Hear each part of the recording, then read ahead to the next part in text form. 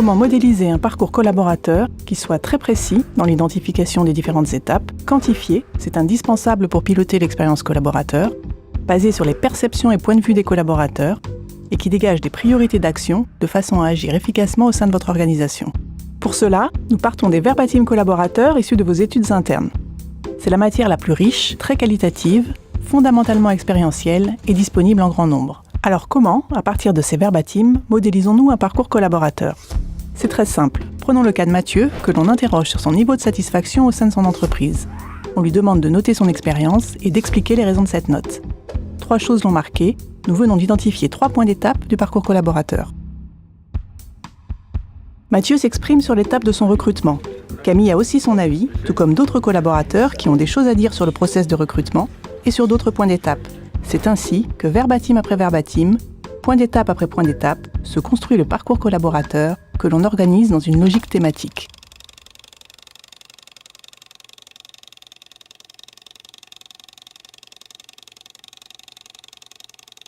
Maintenant, il faut quantifier tout cela.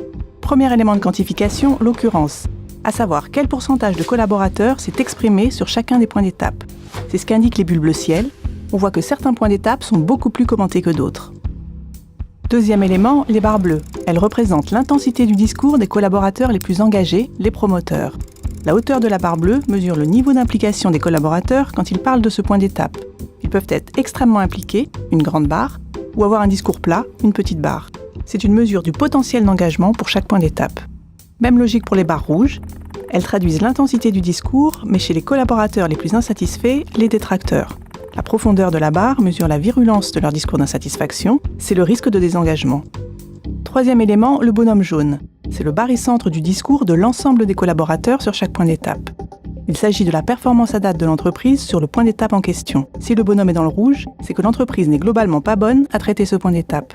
Bonhomme dans le bleu, on est bon. Bonhomme tout en haut de la barre bleue, on est excellent.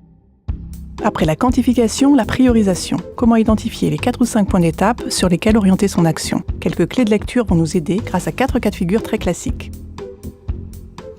Premier cas de figure, une énorme bulle d'occurrence, mais une toute petite barre bleue et une toute petite barre rouge. Décodage, même les collaborateurs les plus satisfaits ne s'emballent pas sur ce point d'étape, et même les plus insatisfaits ne sont pas bien véhéments. Conclusion, inutile d'investir sur ce sujet pourtant extrêmement commenté, le potentiel d'engagement est faible et le risque de désengagement tout autant. Deuxième cas de figure, une grande barre bleue avec une toute petite occurrence de 2%. Décodage, on a identifié ici une pratique peu fréquente, mais qui vise juste avec un énorme impact sur les collaborateurs. Conclusion, c'est une bonne pratique, génératrice d'engagement et qu'il faudra déployer, systématiser, en passant de 2% d'occurrence aujourd'hui à 20%, voire 30% demain. Troisième cas de figure, une barre rouge qui descend très bas avec une toute petite occurrence. Décodage, on a identifié une frustration intense, un insight très impliqué mais peu commenté, parce que seuls quelques collaborateurs parviennent à le formuler. Conclusion, c'est un signal faible qui nous éclaire sur des attentes émergentes et donc des opportunités de nouveaux services, de nouvelles pratiques. Quatrième et dernier cas de figure, une grosse bulle d'occurrence avec une amplitude de barres bleues et rouges considérable et un bonhomme dans le rouge. Décodage, une situation qui concerne ici presque un collaborateur sur 2, avec un niveau moyen de service insatisfaisant puisque le bonhomme jaune est dans le rouge. Pourtant, quand on est bon, on engage les collaborateurs, et quand on ne l'est pas, on cause des dégâts importants. Conclusion, c'est ici un chantier ultra prioritaire compte tenu de l'occurrence et de l'énorme potentiel d'amélioration. C'est là qu'il faudra porter l'effort, car le gain est considérable. Et derrière la barre bleue, il y a une mine de verbatim de collaborateurs enthousiastes sur ce sujet, et qui livrent la recette toute prête, il n'y a plus qu'à l'appliquer. L'idée est donc, à partir de ces nombreux points d'étape, d'identifier ceux qui sont capables de faire véritablement la différence, avec un vrai impact sur l'engagement de vos collaborateurs, capables de transformer l'expérience que vous leur proposez au sein de votre entreprise.